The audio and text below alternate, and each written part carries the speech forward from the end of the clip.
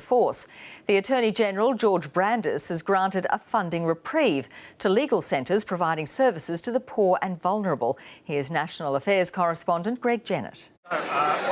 Making lawyers cheerful is not in the job description of the first law officer of the land. It's all over now. But George Brandis QC appears to have broken the mould. This is just the best birthday present we could have hoped for us and for our clients. The Redfern Legal Centre turns 40 this week. Jackie Swinburne's team was facing budget cuts of 30% by July. This is just going to give us that stability that we really need. This is the advice that you did the other day. And 3,000 kilometres away, Nikki Petro was contemplating a very grim future. Look, we are really relieved. That lights. If the cuts had gone ahead, the jobs of half of her community solicitors were on the line. For us, we would be looking at losing perhaps up to 2 staff, most likely solicitors. The Commonwealth's tipping $55 million back into legal aid over 3 years. An investment of unparalleled magnitude by the Commonwealth. Reversing the $35 million it would have taken away on the 1st of July. I just give her a backhand, usually shuts her up.